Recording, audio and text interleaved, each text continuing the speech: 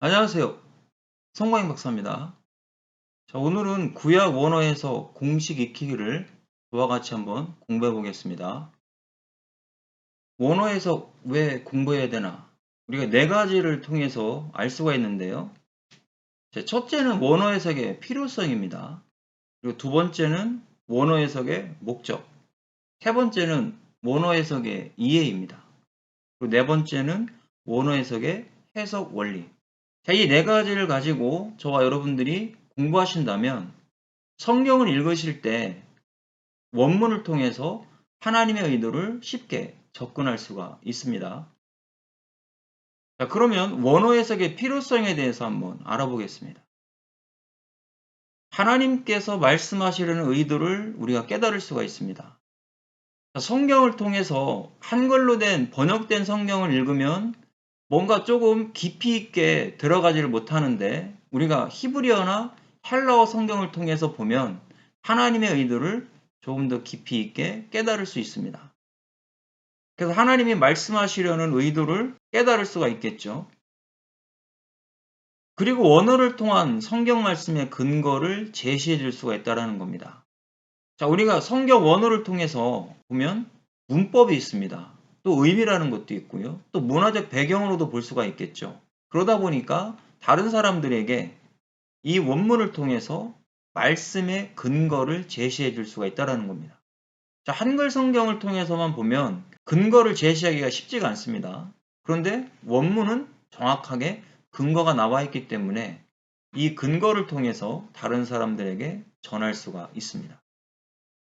또 말씀에 대한 구속사적 해석입니다.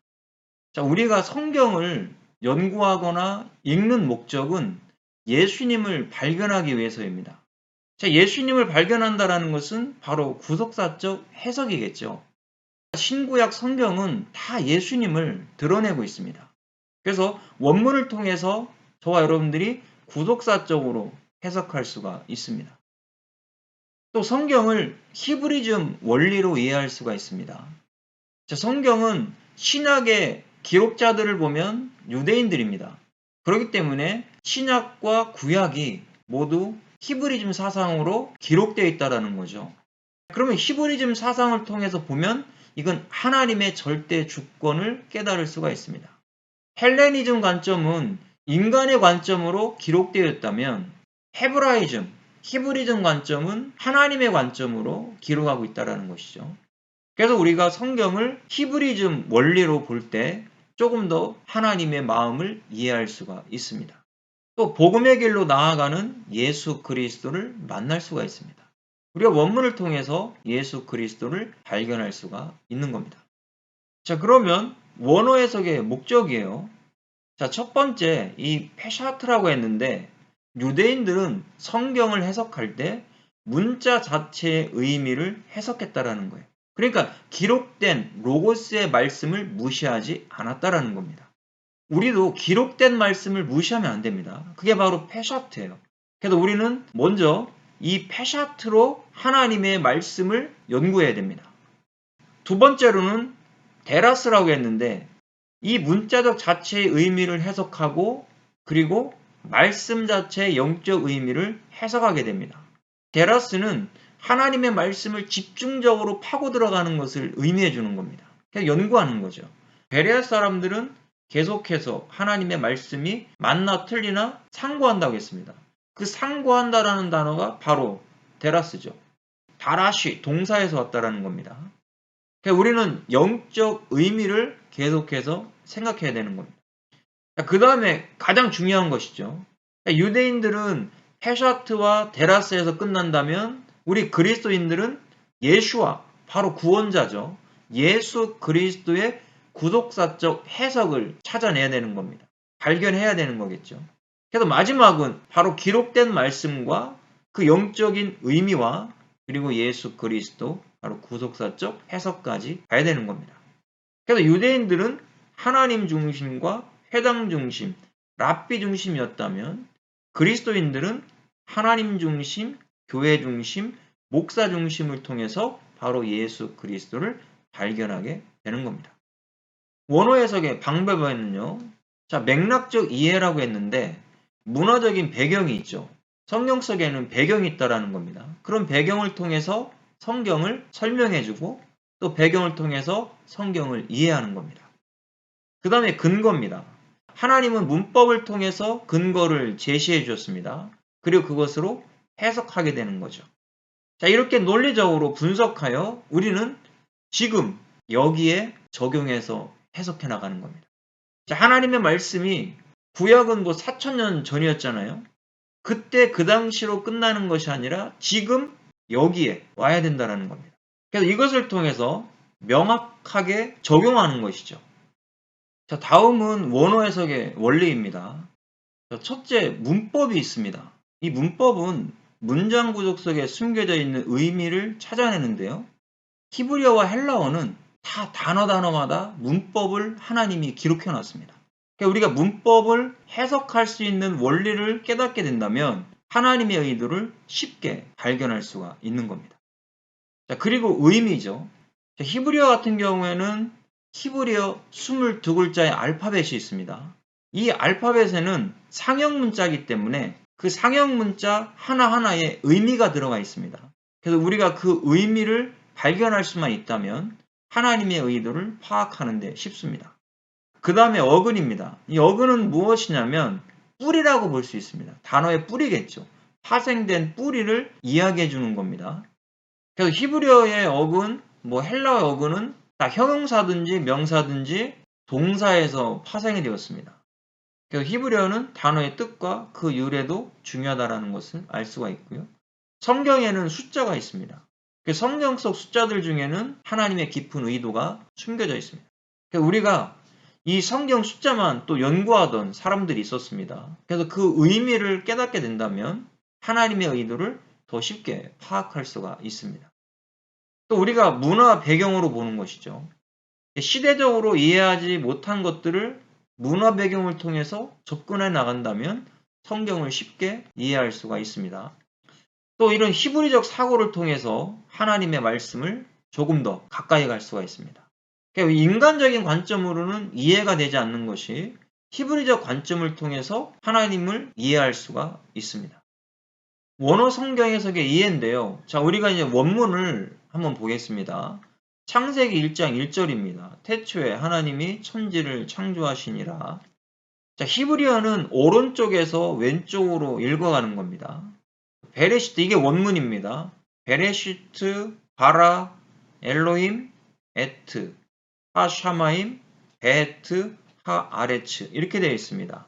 자, 이 맨 위에 이 숫자는요, 스트롱 번호라고 하는 겁니다.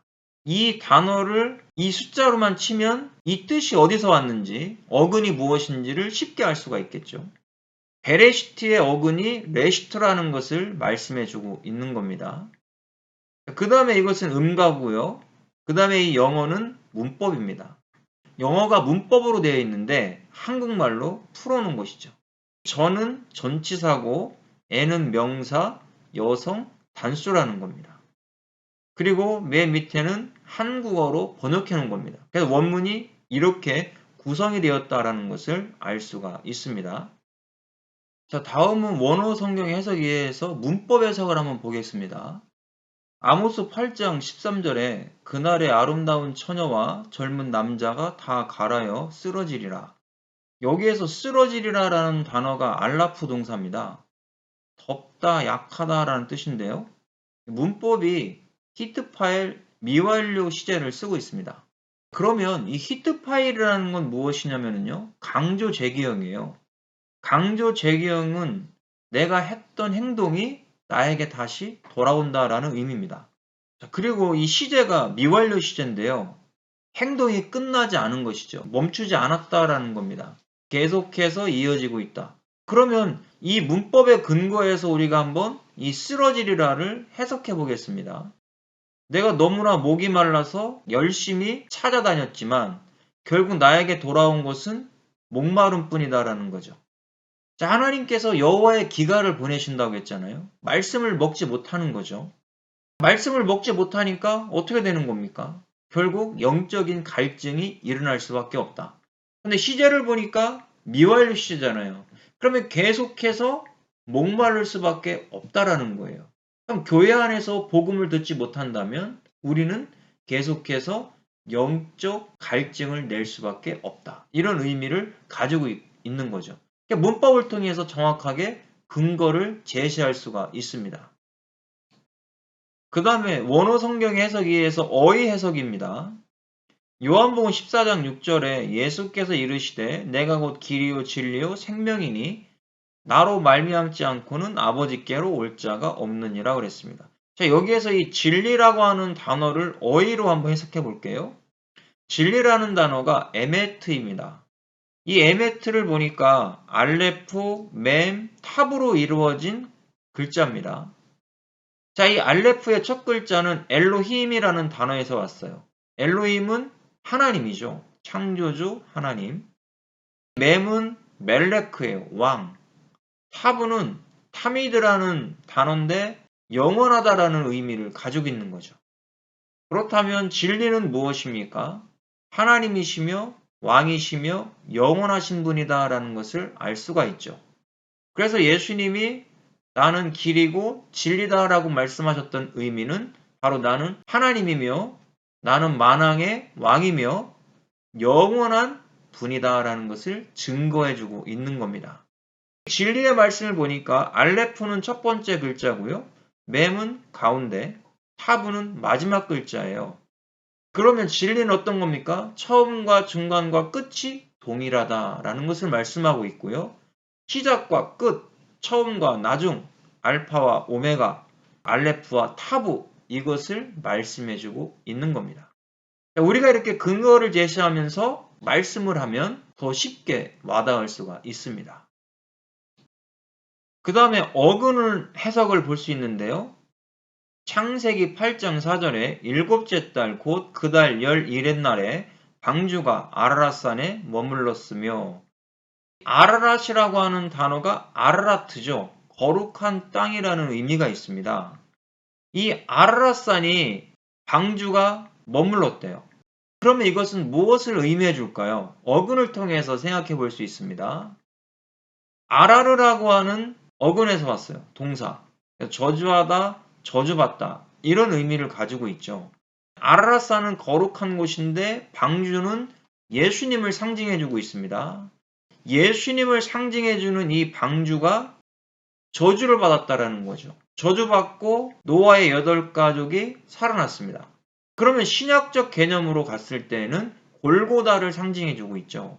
골고다에서 예수님이 죽으시고 우리가 살아났다라는 것을 보여주는 겁니다. 그래서 아라랏산은 저주받을 예수님을 예표해주고 있고요. 예수님의 피로 거룩해지고 노아의 방주가 있었던 그 아라랏산이 거룩한 땅이 되었다라는 것을 어근을 통해서 생각해 볼 수가 있습니다. 그 다음에 원어 성경 해석에 의해서 성경 숫자입니다. 창세기 6장 15절에요. 그 방주의 제도는 이러하니 장이 300규빗, 광이 50규빗, 고가 30규빗이며 그랬습니다. 자, 300은 10 곱하기 30인데 세상 만수를 의미해주고 있고요. 30은 그리스도의 피를 의미해주고 50은 기쁨, 구원, 안식을 의미해주는 겁니다. 그럼 하나님께서 방주를 지으라고 하신 목적은 바로 예수 그리스도의 피를 통해서 구속의 은혜를 주시려고 하는 거죠. 방주 안에 들어온 사람은 기쁨, 구원, 안식의 역사가 있다라는 것을 말씀해주고 있는 겁니다. 자, 이렇게 성경 숫자에는 의미가 있다라는 거죠. 이 의미를 통해서 하나님의 의도를 접근할 수가 있습니다.